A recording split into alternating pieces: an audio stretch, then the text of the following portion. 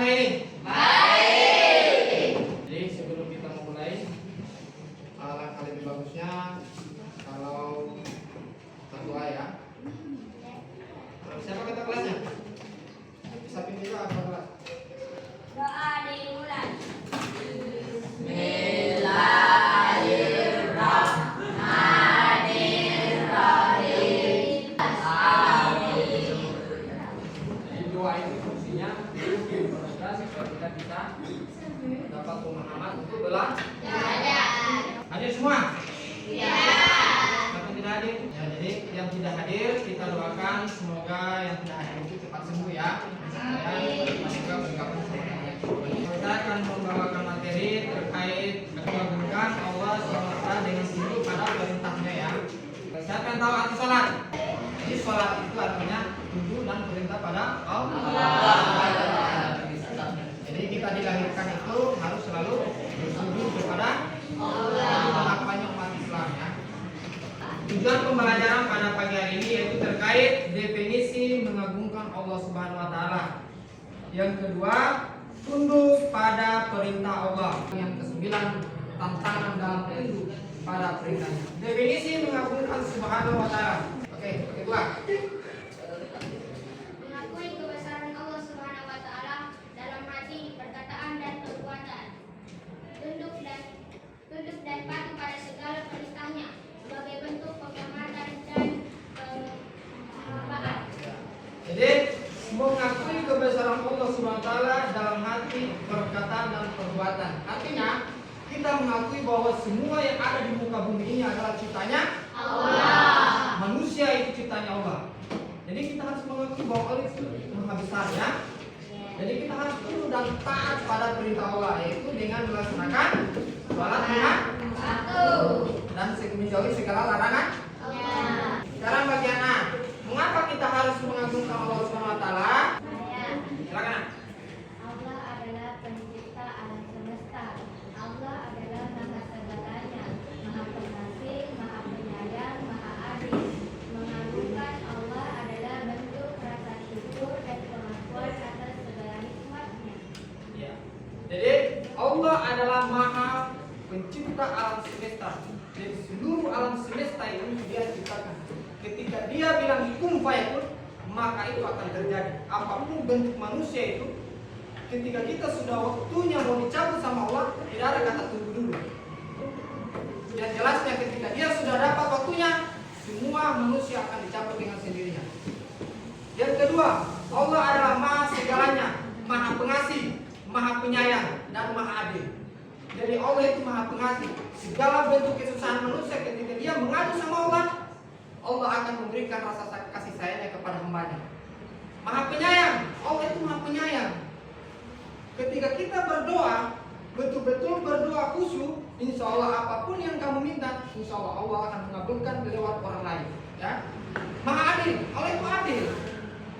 Segala ciptanya ada di muka bumi ini, Allah itu adil. Ya, ada perempuan, ada laki, ada malam, ada siang. Ya, itulah bentuk ciptanya Allah.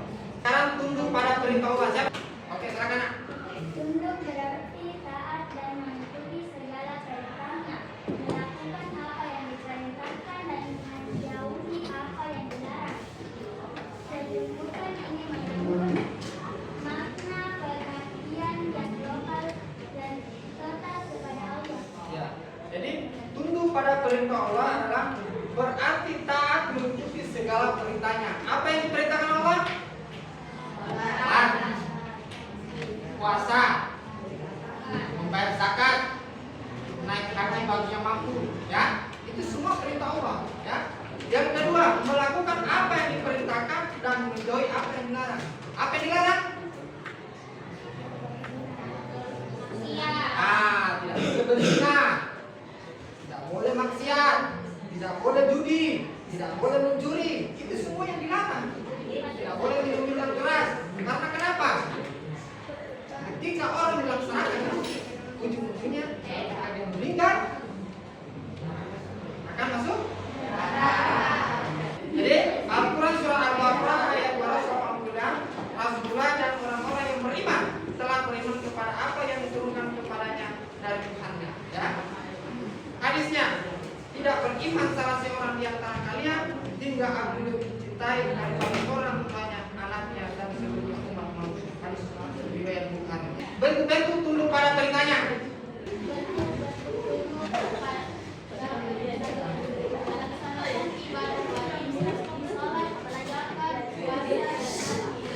Menjauhi larangannya seperti berbohong, mencuri atau berzina, senantiasa berdoa dan memohon petunjuknya dalam kehidupan. Bentuk-bentuk tunduk dan perintahnya ya. Pada perintahnya pertama, melaksanakan ibadah wajib seperti sholat, zakat, puasa dan haji. Sholat adalah ibadah wajib yang memang harus dilaksanakan oleh setiap umat muslim. Yang kedua zakat. Yang ketiga puasa. Jadi sebagai hamba Allah itu harus selalu berpuasa pada bulan Ramadan. Bisa naik haji. Yang kedua menjauhi larangannya seperti berbohong, mencuri dan berzina. Juri, jangan ikut-ikut pergaulan ya dan berzina ya. Hindari dirimu dari yang namanya pergaulan bebas ya. Ingat ini ya. Senantiasa berdoa dan memohon petunjuk dalam kehidupannya. Jadi setiap kamu sholat, setiap kamu meminta, selalu bermohon kepada Allah petunjuk agar selalu dijauhkan dari hal-hal yang akan merusak dirimu ya. Karena doa itu adalah pokok yang paling utama untuk mengabdi kepada Allah dalam bentuk penghambaanmu kepada Allah ya. Bentuk-bentuk ketaatan. Bentuk-bentuk ketaatan seorang hamba kepada Allah ada 3. Siapa bisa? Oke, silakan. Bentuk-bentuk ketaatan seorang hamba kepada Allah ada 3, yaitu ketaatan dalam sholat, ketaatan dalam zakat dan sedekah, ketaatan dalam puasa. Ketaatan dalam sholat. Jadi sebagai umat Islam harus selalu menjalankan yang namanya sholat. Karena kenapa? Kamu dilahirkan dari lahirnya seorang ibu, yang paling utama kamu pegang itu adalah sholat. Sholat itu sudah diperintahkan dari zamannya Nabi Muhammad ya. Harus selalu menjalankan yang namanya sholat. Ketaatan dalam zakat dan sedekah. Jadi ketika ada rezeki sedikit, apapun bentuknya harus selalu bersedekah. Sedekah itu bukan dalam bentuk uang. Sedekah itu dalam bentuk tenaga boleh, senyuman boleh ya. Ketika ada temanmu lagi susah, kamu tolong hibur dia. Itu namanya bentuk sedekah ya. Ketaatan dalam berpuasa ya. Jadi sebagai umat Islam harus selalu berpuasa. Puasa itu banyak, ada puasa Ramadan, puasa sunnah. Ketaatan dalam sholat ya. Siapa yang bisa? Silakan, pakai kembali. Kalau baca pakai dua. Ketaatan dalam sholat sebagai kewajiban utama dalam Islam. Ketaatan pada perintah sholat menunjukkan penghormatan dan pengagungan terhadap Allah. Sholat juga menjadi sarana mendekatkan diri kepada Allah. Sholat itu adalah bentuk utama manusia dengan Allah. Jadi sebagai hamba kita manusia, kita harus selalu beragung kepada Allah. Jadi materi sampai di sini. Jadi sebelum kita mengakhiri pembelajaran ini, agar terlebih dahulu Bapak akan membagi kelompok ya. Jadi ada 4 kelompok, 1, 2, 3. Masing-masing kelompok akan mendiskusikan tentang video nanti saya akan tayangkan di sini. Jadi tugas kalian mendiskusikan video yang saya akan tayangkan di depan. Oke ya, tolong perhatikan ya.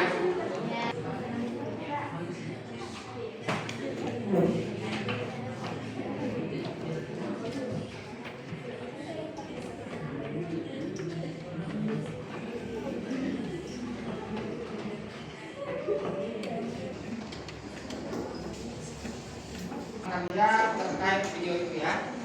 Oke?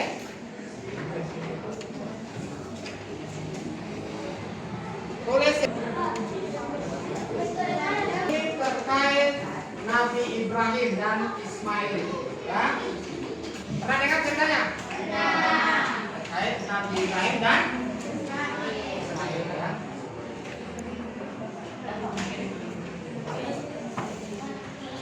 Ini terkait Nabi Ibrahim dan Ismail ya.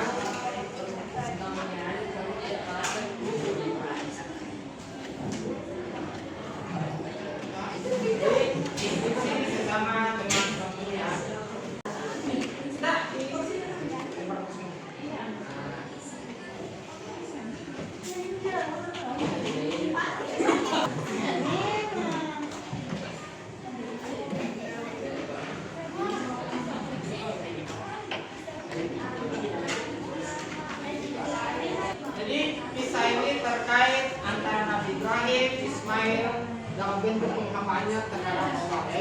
Pada saat itu Nabi Ibrahim pengen menyembelih anaknya Ismail ya. Bentuk anaknya kepada Allah ya. Bentuk penghambaannya kepada Allah. Anaknya Ibrahim pada saat itu kan dia rela, ya? Pada saat dia sudah pengen membeli anaknya, tiba-tiba Allah menggantikan Nabi Ismail dengan seekor paham? Paham. Jadi kamu diskusi sama teman sebab ya?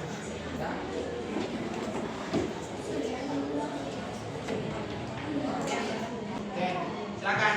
Kira-kira pendapatnya.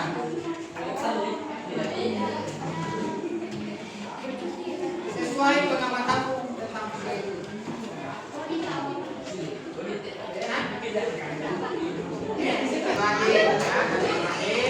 Nabi Ismail.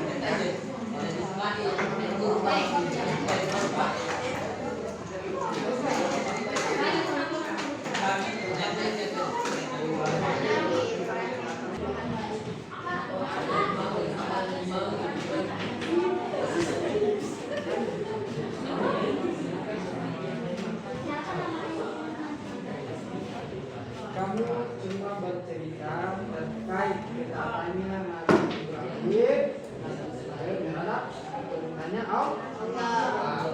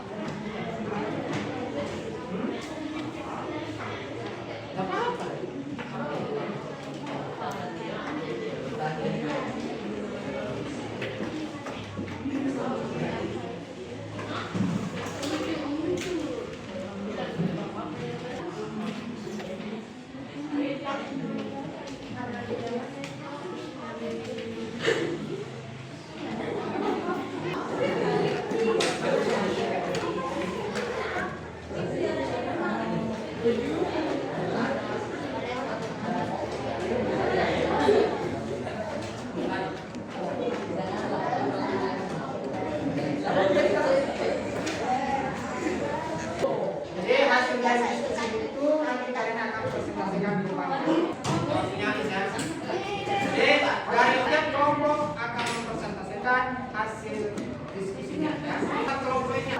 Assalamualaikum warahmatullahi wabarakatuh.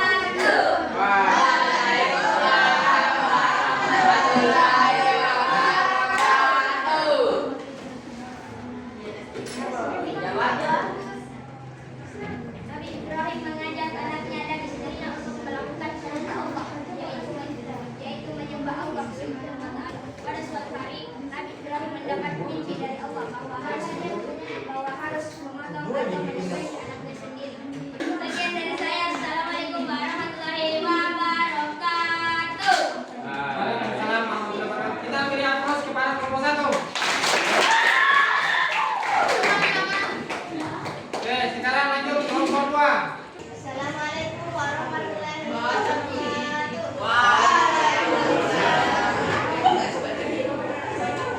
Ketaatan Nabi Ibrahim alaihissalam dan Nabi Ismail alaihissalam kepada perintah Allah Subhanahu wa Ta'ala. Oke, itulah hasil diskusi dari kelompok 2. Kita beri aplaus kepada kelompok 2. Oke. Kelompok 3.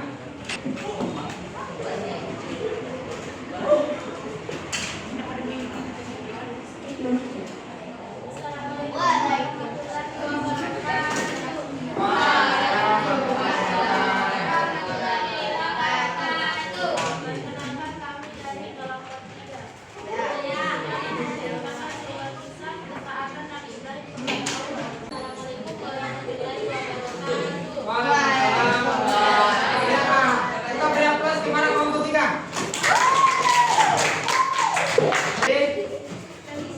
Dari sekian kelompok yang tampil pada diskusi ini, kelompok 3 yang luar biasa. Kita beri aplaus. Hasil diskusinya itu tolong dikumpul ke Bapak, ya. Hasil diskusinya itu tolong dikumpul ke Bapak, ya.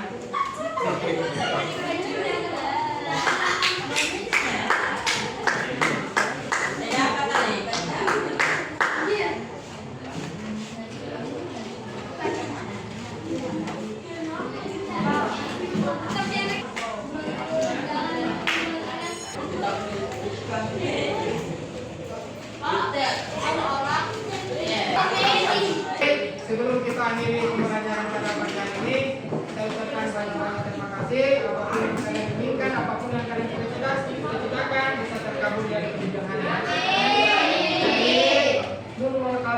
Wassalamualaikum warahmatullahi wabarakatuh.